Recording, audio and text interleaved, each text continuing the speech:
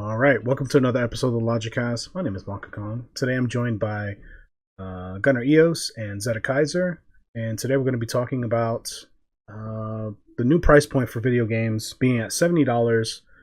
What prompted this particular podcast topic was the recent Nintendo Direct and the announcement of the new Zelda game being priced at $70, which surprised a lot of people for good reason, because most Nintendo games are $60, right? At least first party ones are. And this game isn't on a new piece of hardware, kind of like how the PlayStation 5 and the Xbox Series X started adopting this new price point. Nintendo decided to just make their game $70. And so we figured we'd just talk about it, and we reference a few articles about this new price point and what we think about it, and just where we think it's going to go. I think we all have a pretty good idea, but we're just going to chat and figure it all out. So any articles referenced in this conversation will be linked in the description, so if you want to read those articles, you are more than welcome to. But let me just pull some quotes from this Kotaku article. It was posted just a few days ago, or by the time this podcast episode goes up, it might be a week ago or so. But anyways, in the Kotaku article, this is a direct quote. We determine the suggested retail price for any Nintendo product on a case-by-case basis. When asked if this was a part of the new trend for Switch games, Nintendo simply responded no. On one hand, it's running on the same hardware that Breath of the Wild did 6 years ago, which is usually what publishers point out to justify price increases. On the other hand, it would probably be better if companies experimented more with pricing rather than try to make it up on the back end through tons of paid DLC, season passes, and expansions. Now, I have more articles to reference to either support or go against this point, but that was basically Nintendo's stance. Nintendo was like, listen, every game isn't going to be $70. We do it on a game-by-game basis. Some examples on the same direct that Tears of the Kingdom was showcased on. Pikmin's going to be coming out later this year or in the summertime. That's going to launch at $60. Metroid Prime Remaster was also announced, and Shadow dropped as well, and that's going to retail at $40. So they're not going full-fledged 70, but I think I think they're just testing the waters with a title that I think they know will sell and do very well, and then maybe gradually adjust what that case-by-case stance looks like. That's just my take on it, though. What do you guys think? Well, I think that even these are the same people that said when the Switch came out, initially launched, the 3DS was not dead, and then the 3DS subsequently died, and will now further die come March, as of the recording of this video. So, to say that my taking them at face value, I don't really do that, is an understatement. But if I want to look at this objectively, I mean, if they really wanted to test the $70 price point, they could have done this with Pokemon, Violet and Scarlet. That came out relatively recently, and that sold like gangbusters. I think it was like one of their. It sold. It is now the new highest one. Yeah, it was like 10 billion or something. Some ludicrous number when Sword and Shield was the highest. Now it's Scarlet and Violet. Yeah, in less than a week. So like, imagine if you put $70. You know the Pokemon fan base, especially the hardcores, are gonna drop the 70, no questions asked. You might get the parents that go, maybe 70's a little too steep for Timmy over here on his Switch, but I don't know. I think they would have made significantly more if they did 70. So it could have been like a situation of too little, too late in Pokemon's case. So they're trying it with Zelda because Zelda's one of their main franchises, up there with Mario. Like, they know that people like me, I'll admit it. You can quote me on this. I will be buying Tears of the Sun when it comes out. I missed out on the collector's Tears edition because. What did I say? Tears of the Sun. I don't know why that. I don't know. Praise the sun. I'm on like the Quetzalcoatl Aztec grind. I don't know. Tears of the Kingdom. I will be buying it $70. I missed out on the collector's edition. Otherwise, I would have gotten the collector's edition. So I am not the best. You only had a 30-minute window, so Yeah, probably by the time we were I had to go do adult things after the direct, so I lost before I even had a chance. But so needless to say, I'm gonna do it. A lot of Zelda fans are gonna do it. So it could be Nintendo testing it on a franchise they know will sell well, and I'm not doubting that the Zelda game. Now I'm scared to say its name. Tears of the Kingdom will do well because Breath of the Wild. My goodness, apologies. Breath of the Breath of the Fire. Fire. Yeah, I'm playing Fire Emblem. It's just crazy. Breath of the Wild did incredibly well, and I can hear people in the background saying, "Well, the Switch had problems playing Breath of the Wild, and there's been no Switch Pro, so how could Nintendo charge $70 for a game that might have the same issues that Breath of the Wild did?" And I go, I don't know. I mean, I don't know if they were able to rectify it using clever, coding or what, but yeah, sometimes the frame rate did drop when I was in the trees in Breath of the Wild. But before I pass it to Zeta, I just want to say I think also this has to do with their cartridge, how the cartridges work for the Nintendo Switch. So for you guys here on the panel and the viewer at home, if they don't know, for the Nintendo Switch cartridges, they come in different sizes. The highest one being 32 gigabytes. So a lot of the reason, not the sole reason, but a reason why some games don't come out is because let's say your game is 15 gigs and there is no 15 gig cartridge. It's only 10 gig and 20. And 20 gig would raise the price of your game because you'd have to buy the 20 gig to put in your 15 gigs worth of game. And when you multiply that on like a mass scale for worldwide distribution, that $20 cartridge begins to add up. So that's why some games don't come out physically, because the expense with them having to buy a one cartridge size up is too much, especially for like an indie game. So I think the biggest cartridge on the Switch is 32 gigs. So obviously God damn it, Tears of the Kingdom is going to take up that entire cartridge space. So maybe that could be like a physical reason, which again, I'm not a Nintendo simp. Nintendo was the one who designed these cartridges with these space limitations instead of going Blu-ray like the rest of the modern world. Because we're Nintendo and we do things our way, I guess. So it could be because they have to use the 32 gigabyte cartridge that may be a justification for the price. I don't know. I don't work at Nintendo. So that's my piece until we get further into the conversation. I don't want to rant too hard. I mean, I was going to use Pokemon as my first example, but since you said it, I would counter that the probable reason that they didn't use it is because they tend to do a double pack with these Pokemon games now, and it's probably going to be a consistent thing. So now throwing it in front of people's faces to just get like, what would that be, like $140 or more, depending on taxes and whatnot. Yep. So like 40. Throwing that in people's faces as like, oh, here, and you just get the base game was probably like, all right, this is maybe too much. And not that it would matter, people would still buy it, but there would be a lot of bitching for Pokemon.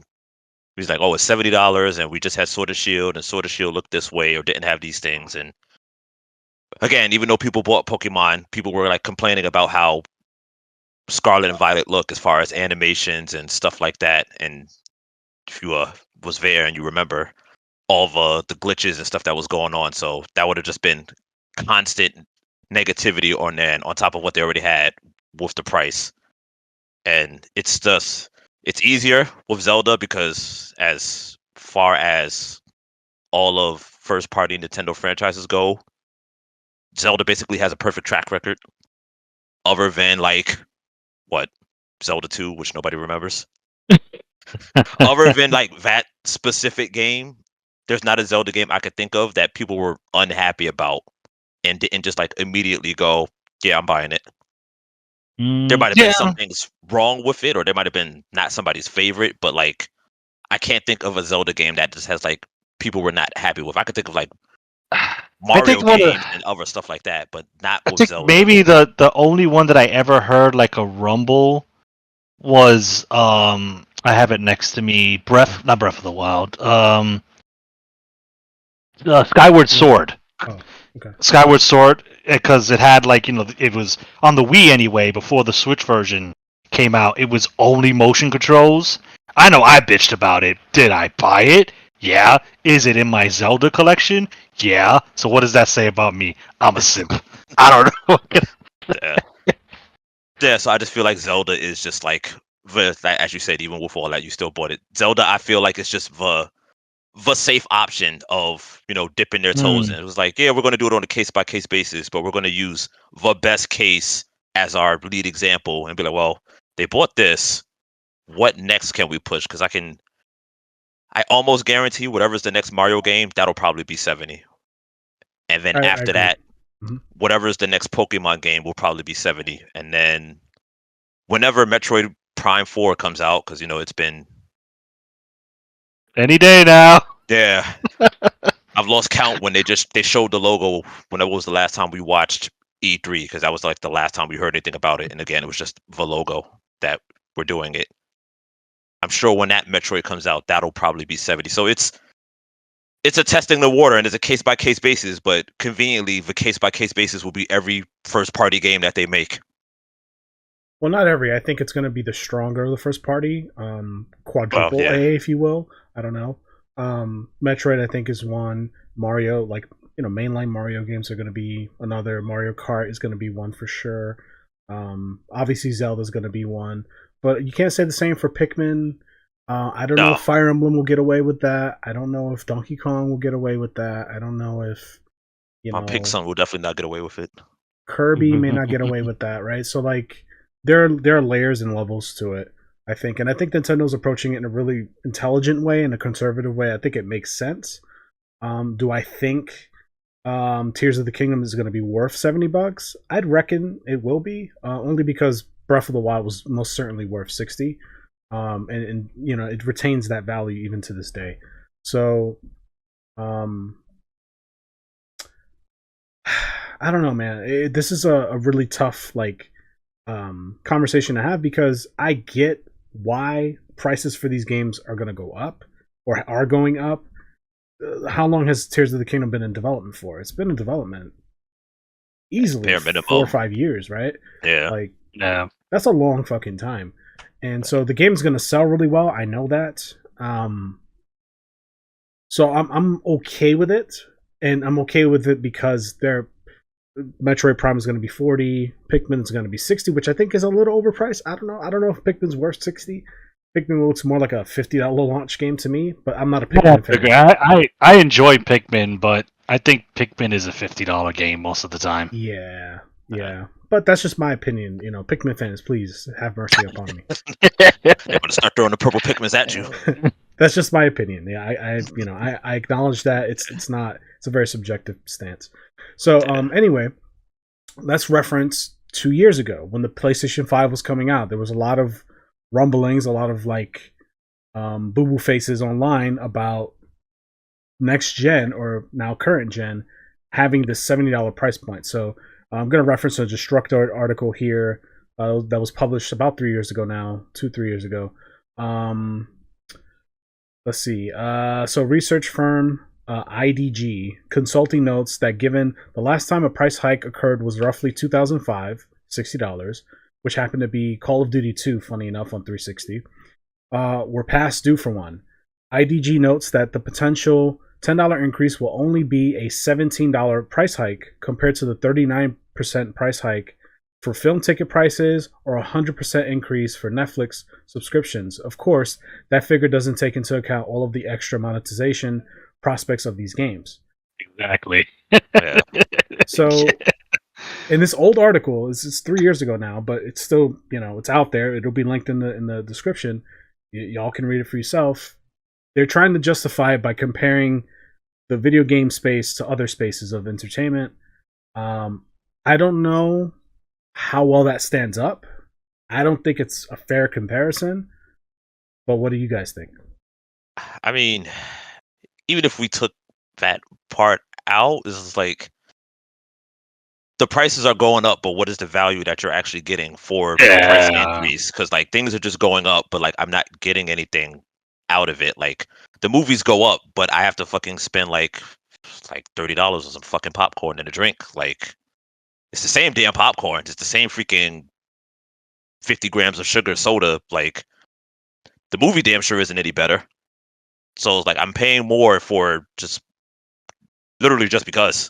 Same thing for Netflix. Like Netflix increases prices, and it's just like, but they're canceling like show after show after show. Even if the show is successful, they're canceling it. So it's like they're actively taking stuff away from me. So having those as comparisons, I don't think is good enough. But even Not again, fair. like Yeah. just on games as a standalone thing, it's just like not every game is comparable to each other. If that makes sense, like Zelda is not a sports game. Because I know we'll get to it eventually, but like one of the games that was first like $70 was what was it, Madden or NBA? Or, NBA 2K21. NBA. Yeah, like all the sports games. I'm sorry, sports heads. All of them pretty much look the same, and they come out every year. Or being every year is nice. It's like every 9 months, 10 months, whatever it is, because it's like a constant cycle. Mm-hmm. So in that time frame, so it's about every year. Yeah. Yeah, so like I'm paying $70 every year for a game that just being real honest, the graphics do not change in between each one to at all justify saying that I should be paying the full price all over again for a roster change and maybe some tweaks if I'm being really, really generous, or just a new story mode from being guy on the street that works his way up the ladder to being the new Michael Jordan or LeBron James now. But yeah, it's like it's not just like I said, in between it in itself, I don't feel like it's justified because like what am I actually getting out of the supposed new gen graphics and everything else? It's really not a lot. Well, it really let me quote this other article. GameIndustry.biz says, and this is again 3-year article. 2K says the more expensive versions have been, quote, built from the ground up for next generation consoles. Right. I don't believe that shit for a second. Big ol' X to doubt. So before recording, I looked up NBA 2K21, and they have like a bunch of videos. You guys can search this up on your own if you're interested. But there's a bunch of comparison videos of like PS4, Xbox One versus PS5, Xbox Series X. And there is differences. I'll admit there are graphical differences with ray tracing. Like you can see the sweat. The sweat is more detailed on the character, and like the fingernails on the basketball players' hands are like more detailed and stuff. The differences are there, and even there's a small performance difference too. And there's definitely a load time difference between these games. Is it worth $10 more? Or in this case, if you're on PlayStation 4, is it worth the jump, the $500 jump to next gen? To me, not really. Right? That isn't enough for me. That's a lot of money just for like fingernail graphics. Like it's like I think I'll be okay for something that I'm not even gonna like pay attention to be honest with you, and something that most people won't pay attention to. They're not. A lot of these players are casual players. They just buy the game every year. Because that's just a behavioral thing. That I'm a 2K player, I'm a Madden player, I'm a Pokemon player. Like these people aren't that different, and I think 2K or Take-Two, the company that makes the 2K games, knew that it's just like the Pokemon company. They know they're going to put out a game, they're going to slap Pokemon on it, and it's going to sell. Same thing with the basketball games and the football games and FIFA and all these other sports titles. They're going to slap the fucking logo. They're going to put the athlete on the front. The cover Pokemon, if you will, or the cover athlete. It's really the same shit, and it's just gonna sell, and people are just gonna accept the price. They might bitch and complain while taking out their wallet and paying for it, but they're still gonna buy it, right? So, well, so we talked about Zelda and how there's a good chance that game is going to be quality, and I have every faith, and I know I'm incredibly biased. I have every faith that the Zelda, I'll have things that I dislike about it, but it's going to keep the Breath of the Wild formula, and I like the Breath of the Wild formula, So I have faith it's going to, at least in my opinion, the $70 will be justified. When it comes to AAA games, I'm talking about your big games by your Square Enixes, your EAs, your Warner Bros. Those guys, there's a perfect example because I have seen them both in action. Where one game I can see the justification for $70, the other game, no. So the two games I'm talking about, Forspoken and that Wizard game, right? We all know that Wizard game. I've seen both of those right now. I've seen both of those games. Forspoken is not a $70 game. It is not. No, From a it's not. graphical, the voice acting is fine, but from a graphical and performance standpoint, no. It is barely a $65 game, if I'm going to be completely honest. Now, the Wizard game, I've seen that played. That game feels like it has way more heart, soul, and like a lot of the moving components just look really well done. I would pay $70, and I am not a Harry Potter fan. I saw a friend of ours play the game recently.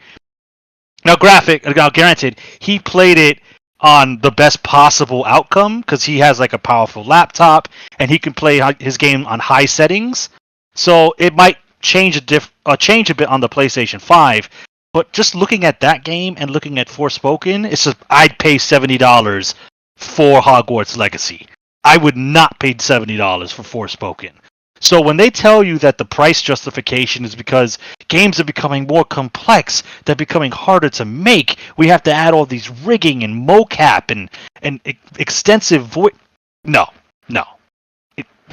When it comes to AAA games, it is literally, people like the NBA game, they started the trend. We didn't get a lot of backlash for it. We're just going to do it too. And we're going to all do it so the common Joe Schmo has no choice but to accept it because it's just the way these things are.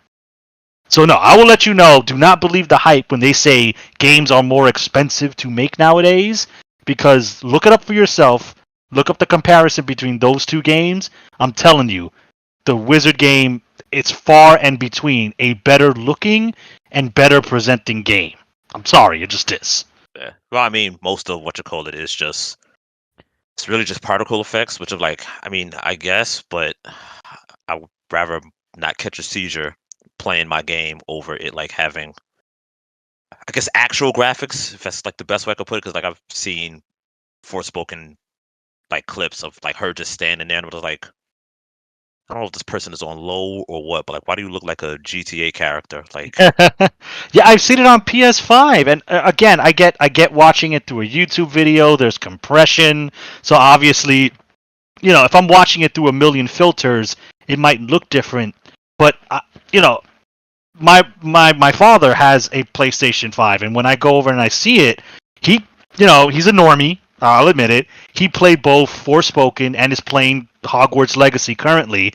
And I look at it and I'm like, yeah, I'd rather play this game. I can see where you said we had to bump this game up to $70, but look at our presentation. Look what we're giving you. And I'll go, okay. I see that. So, But before I move on, I will say the problem with Nintendo and the fact that some of their games, supposedly, not all, will be $70 is that unlike Forspoken, unlike Hogwarts Legacy, those games eventually will go on sale. Yeah. Time will go, the hype will die down, right? You'll see it come down to 60, 50, maybe it'll hover around there for, an indefinite period of time. Tears of the Kingdom, god damn it. Tears of the Kingdom. The sun. I'm going to start calling it that, and everybody's going to have to deal with it. Tears of the Kingdom will start at 70, and it will more than likely stay at 70. Start at 70 and go down to 65. Yup, Nintendo in their gracious, godlike fashion. I'm a generous god, as the movie goes. They will come down and say, we bestow upon you a $5 discount. Look at how generous I am. And people, oh my god, Tears of the Kingdom is $65. Grab it while you can. Huge Nintendo sale. So, The sad That's part an is that would be true. Yeah, I mean it's that, but that's a Nintendo thing, and we can make a whole podcast of why Nintendo can do things that other companies can't. But that's the nature of the Nintendo beast. Yeah. Because I did, what was it, the last To time we had a quote- podcast? Did I bitch about that? To quote Xerxes, it's not the price they fear. It is the quality of the product. Sorry, I really wanted to say that. No, it was good. I was just saying, I swore I was bitching about that, like, the last time we recorded about how the Nintendo games weren't going down in price. They don't. They really don't. Like, it really depends on what it is, and that's just, I guess, on people's backlash to it or not. Like I can get Sun and Moon for cheap, but God forbid I want freaking black and white. For now. Yeah. Well, no, Ultra Sun and Moon is what I could get cheap. It's regular Sun and Moon is still pricey. That's only gonna. These games tend to go up in value over time. So Ultra Sun and Moon, as of right now, in 2023, we're February 2023, you could probably get it for like $25, $30, which was the MSRP when it first came out, $30, I believe. That's gonna go up. There's no doubt in my mind. Yeah. So yeah, it just depends on which Nintendo game it is, on whether or not it'll go down, or if it'll just get that $5 discount. So I think you guys bring up a really good point, and that is Nintendo. We're okay with doing it for Zelda, right? We're okay with doing it for even Hogwarts Legacy. If the quality of the game is worth it, one, and two, if it's going to retain its value. And I think a game like Hogwarts Legacy will retain its value over time. I don't think that game is going to be a $10 bargain bin game anytime soon. No. I don't see that. This game is, and I'm not a Harry Potter fan. I don't care for the franchise whatsoever. I did not buy the game. Don't really care, right? But I don't see that game going down that path, the path of like the Far Cry games or the Assassin's Creed games or insert Ubisoft game here. Like, it's not going to go down that path because it's a quality game. What was the last Harry Potter game we've ever gotten? I think it's PlayStation PS2 era. I mean, maybe PS3 era. Maybe. I was gonna say, not counting the Lego games, PS2. Oh, true, yeah. Not even PS1, because that's when the games based off the books were out. I'd have to like double check, but I'm pretty sure the last ones were all PS1 technically. Otherwise, everything else. No, there was a handful on PS2 because PS2 era was like really when the movies were kickstarting, like Order of the Phoenix and Chamber of Goblets, or I don't fucking know. I don't whatever. Right? Insert the fucking the Chamber of Wizard shit. Whatever. I just remember seeing these games all over the place. Otherwise, it's just the Lego games. Yeah, which they'll make a Lego game out of anything. So can you really count that? I don't even count that because Lego is its own thing, right? And it's like pop figures. It just absorbs other IPs to like continue its fucking existence. The endless void. Chamber of Secrets. Thank you, Esoteric. Esoteric is right now. He's not in the podcast, but he's in the chat. He's listening and producing in the back. He's just typing in notes. Chamber of Secrets. Thank you.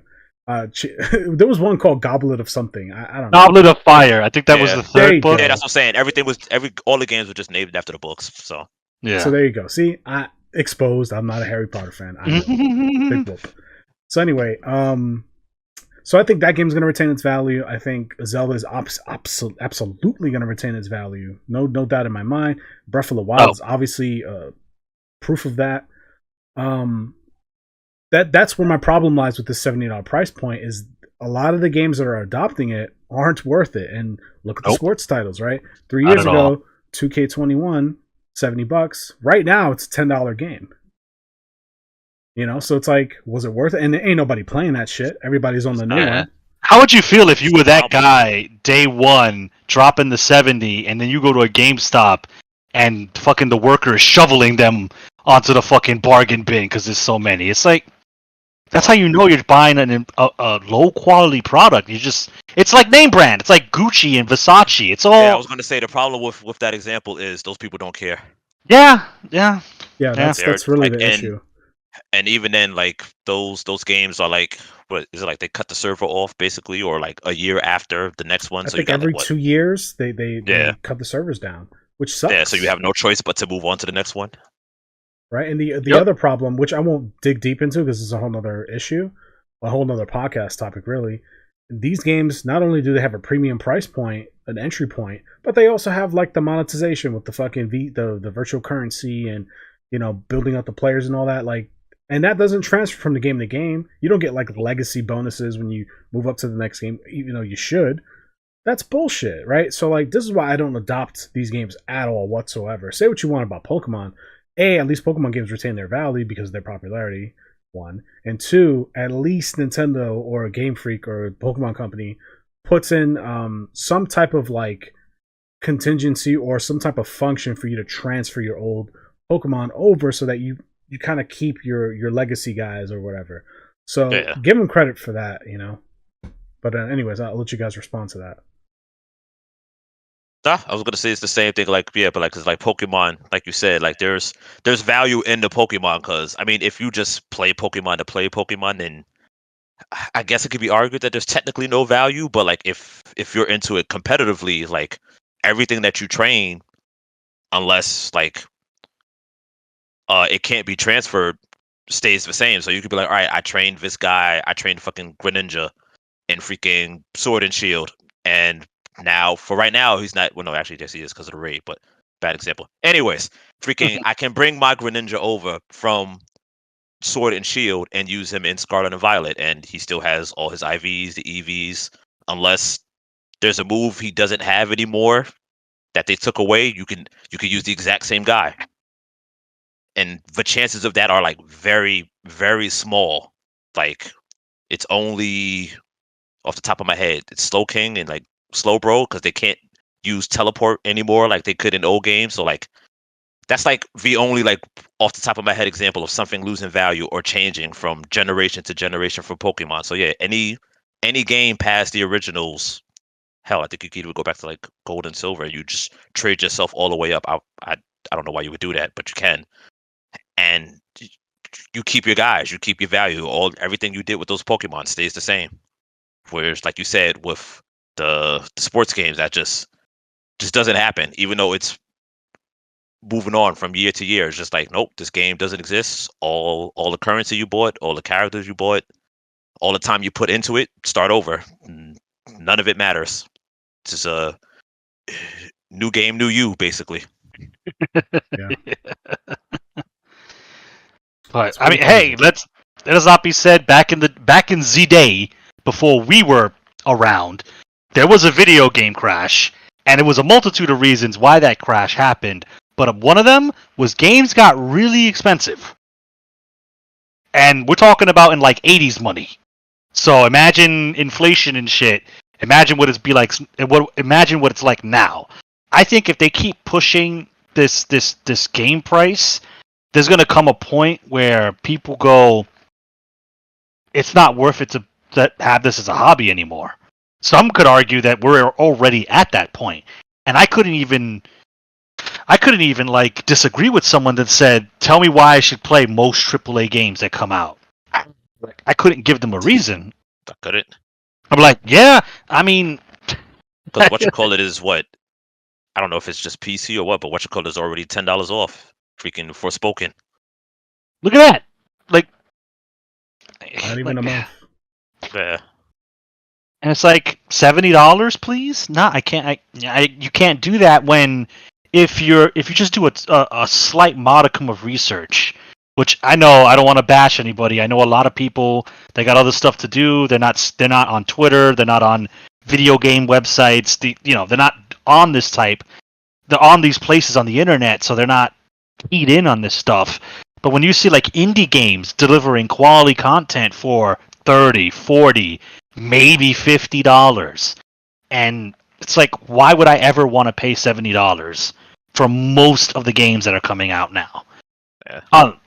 What? So I can get faster load times if I buy a PlayStation 5 or an Xbox Series X? It's like, it doesn't. I can't. It hardly seems worth it. Yeah. Listen, I'm tempted. Like right now, a game that's coming out or has come out by the time this podcast is up, Wild Hearts. To like a hunting. Oh yeah. That hunting game or whatever. With the monsters and like you have like the machines and stuff that help you, whatever. That game looks fucking rad as hell. I saw it, I was like, it's a $70 game. I don't think so. I think I'm going to pass on this one. It's a big ask. Yeah. I think I'm going to wait because I don't really know what I'm getting. It's not like if the new Monster Hunter game came out and the Monster Hunter World 2, let's just say, right? Yeah. I know what I'm getting with Monster Hunter. Like, there's a track record there, right? Just like with Pokemon fans. Like, the new Pokemon game comes out, I know what I'm getting with Pokemon, so I'm going to just blindly buy it. With Monster Hunter, I'll admit, yes, I will buy the game at $70 because I know that most Monster Hunter games will give me, at the very least, 200 hours of content, right? 150 to 200 hours of content, easy. This is not even a question, right? I know I'm going to get that out of Capcom and the team behind the Monster Hunter games. But with this new game, I don't know, right? And that's even then, sad. To cut you off, sir. No, go ahead. But even then, you get the, not counting the cosmetic stuff, but you know you're going to get the DLC. You're going to get all these extra monsters, along with it, and not have to pay anything for them. Free longevity, free content over at least a year of the game's life, which is awesome, right?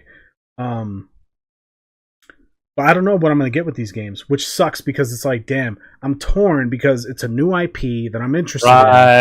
Right. And I want to support developers creating new IPs, but also I've been burned before with new IPs. And so it's really hard to it's really contradictory because I want developers to take chances and make new stuff. But then if we don't support it day one, they're going to see that as, well, people aren't interested in new IPs. We're just going to remaster another game again. And so it's a really tough fucking position to be in. As a consumer who does care, I care about the hobby. I care about the people behind this hobby, the people, developers, and everybody who make this possible. And I want to be able to support their new projects. But it's like, damn, but is it worth it? Like, I work hard for my money, so it's hard for me to just bend the knee so quickly, and just give it away, basically. Right, and I may end up getting Wild Hearts. If I see it, I'll probably get it on Xbox. If I see it, I might bend because I don't see myself buying another game until Tears of the Kingdom comes out. I'll probably get that day one.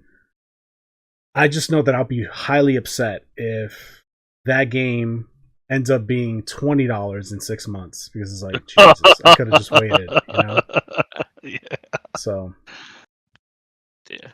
On top of that, now that you've reminded me about the price, because it's something else that doesn't get added in, because so far all we focused on is like the graphics and stuff like that, but the elephant in the room, as they say, that gets ignored is for stability, the performances, the qualities. Like, almost everything needs like a day one patch because they sell it to us at like $70, but there's just like no quality control on just most games that come out at these price points, and it's just like why am I paying this full price for something that's buggy as all hell, and I gotta wait like a month or two unless something's like really tragic and like game breaking, just to like get the game in a stable function. Like, you've asked me for this extra money and it's not even performing correctly half the time. Yeah. So even if we talk about the graphics and stuff and all about that, but like, what about like the actual stability of the game itself? Like, it means nothing to me if you spent extra money on it being pretty, if when I turn on my fucking PC, it starts catching flames. Yeah, I mean, that's literally meaningless to me. Because I've heard reports of that too. Yeah, like, that's literally meaningless to me if I can't play the game at all, or any other game after that point. I mean, look at Callisto Protocol. That game was $70, and look how it performed on the PC. I mean, it's fine now, or I think it's fine, or at least in a better place now. But like, if you bought Callisto Protocol day one for your PC, no matter how strong it was, you were in for a bad time. So imagine that's the worst part too, is when you have something that's decked out and you still get screwed over. And it's just like, oh great, I bought this game $70, and now this guy is moving in stutter shock. Not stutter shock. Stop motion. There you go. He's moving in stop motion animation. Modern gaming, everyone. Yeah, hello. 4090 for some reason can't keep up. Yeah, it's like, and at that point, obviously, it's not you; it's optimization issues with the game. Yeah, but like, again, that also goes into it. Yeah, this is the game you paid $70 for. I mean, that's why I have it personally. I haven't jumped on the next gen bandwagon. I'm playing the Switch. Yeah, the system that's using the chip from 2015. I know, laugh it up, memes galore. I get it, but I mean, my shit works. I know I have quality games on it. I'm not going to be disappointed. I will admit Nintendo has been kind of wild with their pricing recently. Some of these third-party developers have been kind of wild with their pricing recently, and you call them out for that. And then you, as the consumer, you have the ultimate power of deciding whether to support something at this price range or not. I mean, that's ultimately up to you. But at least I know I'm going to get a quality product with Tears of the Kingdom. There you go. I'm going to get a quality product with that. So I feel safe investing $70 in that game. Kong brings up Wild Hearts. I've seen it. It looks great. It looks cool. I love hunting games. I kind of missed that little bubble in time where everybody was trying to get the Monster Hunter killer out there. So you had all these hunting games that popped out of nowhere. That Monster Hunter kind of like stomped them all and is still king currently. So, but it's a far cry from $40. We're at $70 now, so it's just like Yeah. It's getting well, listen, I'll just say this before I reference the next article. You have the power to buy whatever it is you want to buy. I think we did an episode a few months ago on day one buys and whether or not you should buy games day one. So if you're interested in that podcast, if you want to listen to that conversation, it's in our archives. You can check it out. My stance hasn't changed since then. I think buying games day one definitively is a bad move, and I think more often than not, I don't buy games day one. I try to wait because either the price is going to go down or the game's just going to be higher quality for the same reasons that Zeta brought up, where there's like a bunch of patches and a bunch of fixes or whatever. It's like, well, why the fuck would I buy the game right away if I'm just going to get a better product for even less later if I just wait 6 months? So yeah. I think it's sometimes best to just wait. Paying to be a beta tester. Pretty much, which is really shitty. So anyway, to reference the last article, it's kind of a lot of quotes here, so bear with me. This is a Niche Gamer article. It's an interview with the PlayStation CEO Jim Ryan. So in the article it says, earlier this month, Bloomberg released a report of the industry-wide effort by publishers to raise the standard price of AAA games to $70. Inside publishing houses, their sources, lost where I was, sorry. Their sources claim a price hike has been plotted and dissected by executives for years. The report also features the damning quote, at one point, this is a quote, at one point, Sony discussed going even higher before settling on $70. Now, there's more to quote here, but I want to stop there. So there was, if you think about it for more than 2 seconds, of course they talked about charging people more, but the fact that it's out there is interesting. So it's like, I wonder how much they were trying to go for, right? If they settled on 70, what was the high point of that conversation? 100, 150, 90? I think so. Right? That's scary to think about. Bro, we get to 150 on games. I think I'm a bow out personally. So yeah, we done. But this is also part of the reason why I brought this topic up with something like this, because again, this article was from like 2 years ago, so it was just like they were talking about this after the PS5 came, so surely they were talking about this beforehand, and they were just like, all right, we need an excuse to finally go up higher. And it's just like, what can we do? And it's like, all right, cool, we got the new system out. We need to milk more money out of these people. But we can't do it too much. It would be like, Wolf's not here anymore, but he would be the best one about the eBay thing. I think it was like an eBay situation where they wanted to change the color on the web page, and they did it too quickly. So they had to go back and just scale it up to get to the point of where they wanted it to be, and people just didn't notice. Yeah, I feel like that same thing is for what it is for gamers. Like, they want something higher, but they know they can't just come out right with it, so they just have to keep doing it slowly. Yeah, in gradual fashion, kind of like how mobile games work, right? Like you don't see that you spent $500 on this fucking mobile game because you've been spending $2 here and there, $5 here and there, and when you look at the monthly bill or even the weekly bill, or for some people a daily bill, like fuck, I just blew fucking half $1,000 here on like digital fucking bikinis or whatever.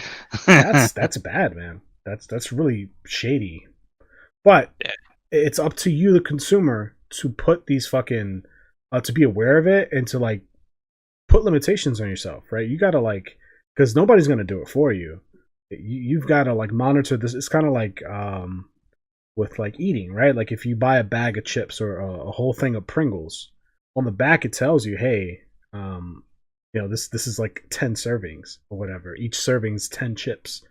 But there's no like, besides that, there's no mechanism to stop you to let you know, hey, you've eaten 3 servings already, right? I'm guilty. I've eaten a whole jar of Pringles before because I'm just sitting there watching a movie and I'm just like munching away or whatever. It's like, fuck, I just ate 1,200 calories. What the fuck? I'm still hungry, right? So that's you have to like limit you have to do the work yourself because nobody else is going to do it for you when it comes to this, because companies are companies. At the end of the day, these are corporations. They are interested in their bottom dollar and just making as much money from you as humanly possible without breaking the law, or sometimes even breaking the law if they can get away with it. Law. If I just pay somebody on the side, like I didn't break the law that bad. So you have to protect yourself. You have to put in something, practices or guardrails. That's the word I was looking for. Guardrails or orange cones, whatever, to kind of protect yourself from not, going too far or wasting too much money or investing too much, or,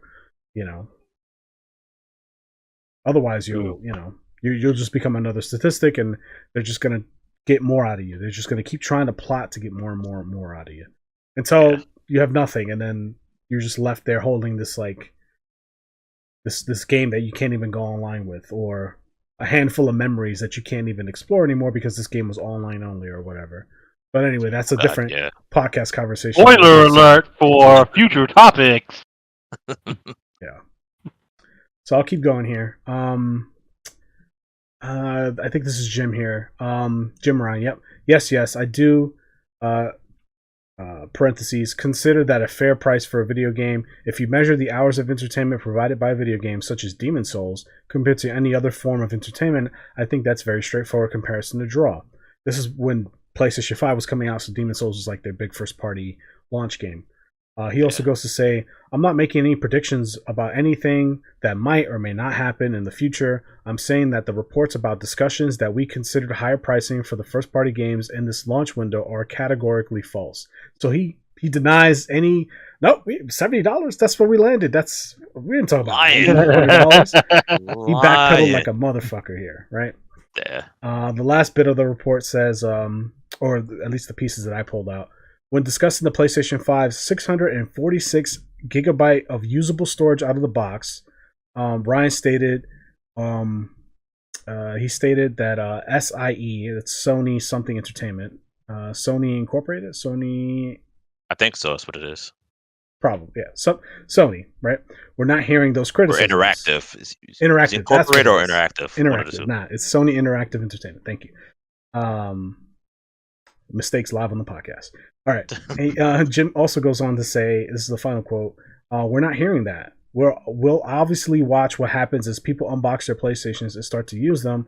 We think we'll be okay. We obviously are unable or are able to monitor hard drive usage on the PS4 microscopically, and everything that we saw there indicates that we should be fine. So that was brought up because, I mean, the games are huge now, right? Some games have 50 gigabyte updates, which is fucking insane. That's the whole game by itself. Yeah, or multiple games depending on what you play.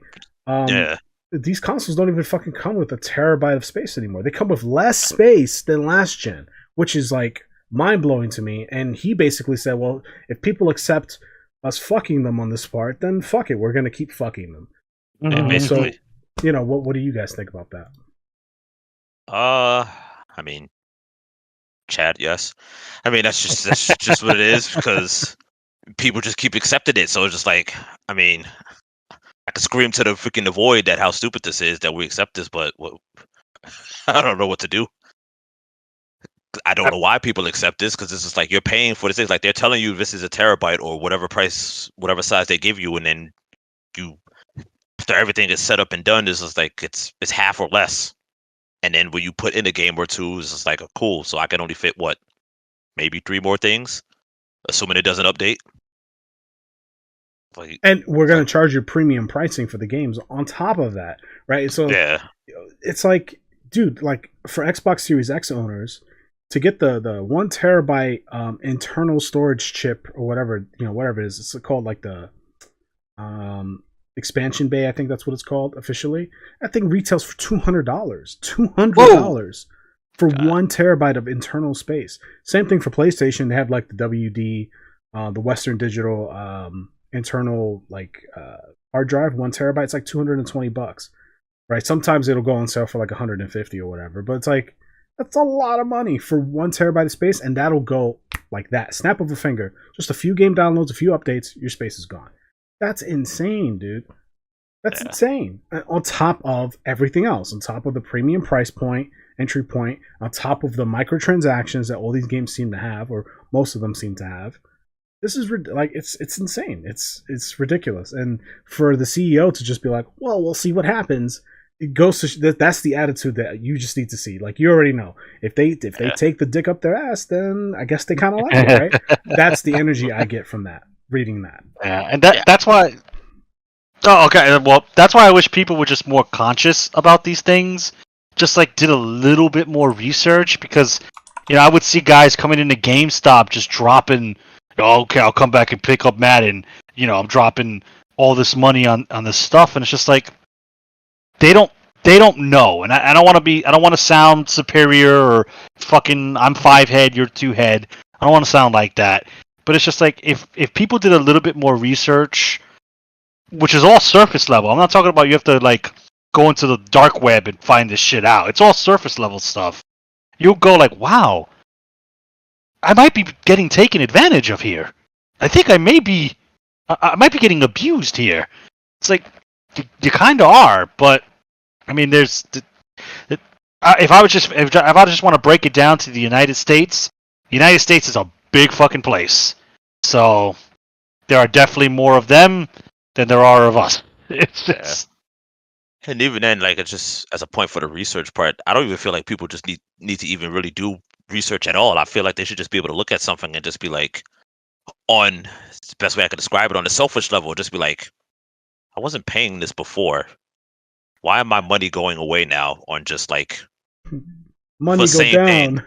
Yeah, it's like why is my money going down? Like what's going on? What's happening? And just look at what you're buying in general. Like I don't even think you need to look at the other stuff or research the companies. Just look at yourself and be like, all right, what am I buying? What was the last thing I bought? How many times have I bought this thing? And why am I doing this to myself? I think a lot of it is going wrong. A lot of it is just simple entertainment. They were entertained. I think that's a part of it, but I think it's a lot of it. I think most of it has to do with FOMO. I think it's just people don't want to not be a part of the thing.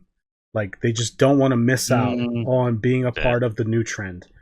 Because if they are, then they're a poor fucker. They're lame, whatever. Like that's really what I think. I think entertainment obviously is a part of it. You have to kind of like it, right? I assume. One would assume that. One would think, but I'm treading lightly here. Because go back to what he said, and his direct quote was like, "Oh, if you measure the hours of entertainment provided by games such as Demon Souls, what if I don't like Demon Souls?" Oh, I'm not that person, but I'm just saying. Like, tune in to IGN, you'll have a whole bunch of people that don't like Demon Souls. Yeah, it's like, I don't have any entertainment from this, and now I've spent all this money on something that I did not enjoy. But, as you said, I had the FOMO, and it's just like, all right, are you going to keep buying things out of FOMO because it's the new popular thing, but you don't enjoy it? Some people, yeah. Short answer, yeah. If it's one thing if you've made it this far, first of all, thank you for listening to our fucking ramblings of madmen. Thank you for that, first of all. Second of all, if you made it this far, if you take away just one thing from this entire conversation, because I know we come off as like, or at least I think we could come off as like angry old men, angry nerd gamers who are too old for the just angry Shut up, Grandpa. Goku's in Fortnite now. like just complaining all the time, right? It's not that much money, blah blah blah. I get all that, right? It's not like, can I afford $70? Sure, I can afford it. It's not out of range for me. It's just I take the time to go, okay, well, is this worth it for me? And that's what I want you to take away from this. Whoever's listening, think about it for a second. Don't just swipe the credit card. Whoa, hold on. Take 20 minutes and just really think, is this worth, do I really want this, right? Is this worth the asking price? That's all I'm asking, is just to ask a few questions, question yourself, question why you're doing this, why you're buying this thing, right? And then if in 20 minutes, 10 minutes, if in 10 minutes you still want to buy the game or purchase this waifu character or whatever, then go for it, right? It's your money, you work for it, you should be able to do whatever you want with it. That's fine. All I'm asking, please, is just think about what you're doing before you do it. Is this actually worth it? Is it going to bring you happiness? Is it going to bring you entertainment? Is it worth the asking price? That's all. That's the only thing I really want people to take away from these kinds of conversations, is just being a little more aware of like what you're buying. Because I'll admit, listen, I'll put myself out there. I used to buy shit just to buy it. Right? I used to collect. I used to collect just to collect. Right? Yep. Just to have. Like, there was no reason. I would buy games and never play them, never even open them. Right? And I still kind of do that to this day. But I'm a little more like conservative. I'm like, all right, let me do some research. Is this a game I can really play? How much am I paying for it? Is it $5? Sure. I can throw away $5 on a game that I'm unsure about, because it's a low entry cost. $70? That's okay, that's a little much, right? $100? That's a little much. $500 on a new console? That's a little much. I have an Xbox Series X. I bought, it's the Halo 20th anniversary edition or whatever. I bought it used for $300. I did not pay premium price for it. Just saying, like, I'm trying still to get the same experience, and I'm getting the same experience. But the schmuck who bought this console for $500-$600, right? You know what I mean? Like, he sold it for a quarter of the value, and I went ahead and bought it and got a discount on it. I was like, oh, I got an Xbox, right? Now. And it could have been you. Yep. No, I was okay. It could have been simply the FOMO. It's like, oh shit, the new Xbox dropped. I gotta get it because why? The new Xbox. Go ahead, Zeta. That's all I wanted to say. Yeah, I was gonna say, with at least with the Xbox example, you have stuff you can play on it. Like, if we use the PS5 example, it's what? It's Demon Souls. It's I want to say Ratchet and Clank. Sure. And Returnal looks cool. Like, there's a few exclusives on there that I would Returnal's like to on PC now, but I mean, at the time, Returnal, whenever that would have been an option as well. Sure. Just like, you spent premium price on PlayStation 5, like what were you getting from the PlayStation 5? Sad is people have paid way more than the premium price back in the pandemic days. Holy shit. That's the real FOMO. People's paying thousands. It's like, okay, now you need more than 20 minutes. You need to really like sit down for like an hour. Yeah. Like, you need a fucking day. Sleep this one off. I want you to take notes. I want you to freaking get a whiteboard and just start like compare and contrast and just really think that one through if you did that. Because you should never do that again. There is no FOMO that should ever overwhelm you that you're willing to pay that kind of money for something that's by all accounts is not going anywhere. Like, Sony's going to make more PlayStation 5s eventually. So like, unless you play something like, Godfall that only lasted a year. Most things don't go away. Yeah. So you won't have any real FOMO. Like, eventually you will be able to play it and own it. Yeah. That's all. Yeah. So, with all that being said, for those listening who made it this far, thank you so much for listening. Hope you enjoyed the conversation. If you did enjoy it, leave a like. If you think we're crazy and we bitch and complain for no reason, you could dislike the video too. There's that. You could also leave a comment down below. Let us know what you think about the $70 price point. Is it worth it for some games? Not worth it for others? What does that look like for you? Subscribe. We do podcasts every single week, so we publish every Wednesday at 12 p.m. Eastern, and we cover a variety of topics from nerd culture, things like comic books, movies, to video games, obviously, to hobbies like card games and sculpting and gunplay and things like that. We talk about just various things. So also, if you have like a suggestion for a topic, and then nobody ever suggests a topic, I would like to hear suggestions. So you can leave that in the comment as well. If you don't want to, that's fine too. No pressure. We also have social media presence. So we have a TikTok, Instagram, a Facebook. We also run a Discord. All the links will be in the description down below, along with the articles that we referenced today. So if you guys want to read those articles for yourself, for your own research purposes, you're welcome to. That's all going to be in the description. Lastly, Mr. Esoteric, who isn't currently present for the conversation, does stream on the main channel on Twitch, twitch.tv under Logical Gamers TV. So give him a follow, check him out. That link will also be provided for you in the description down below. And yeah, check him out. He streams at least 2 times a week, usually Mondays and Fridays, sometimes Wednesday. He usually plays AAA games and some indie stuff as well as party games like Splatoon and Mario Kart, things of that nature. So definitely check him out. You could follow me as well. My Twitch channel will also be linked in the description. I don't stream that often. I haven't streamed in like a year. But if you want to know when I decide to go live, you can give me a follow or not. Totally your call. So I need my content. Coming back any day now. Any day now. Just look at your watch. Any day now. No promises. So anyway, guys, thank you again for a great conversation. Thank you, listeners, for listening. And we'll see you in the next one. Peace. Goodbye. Later.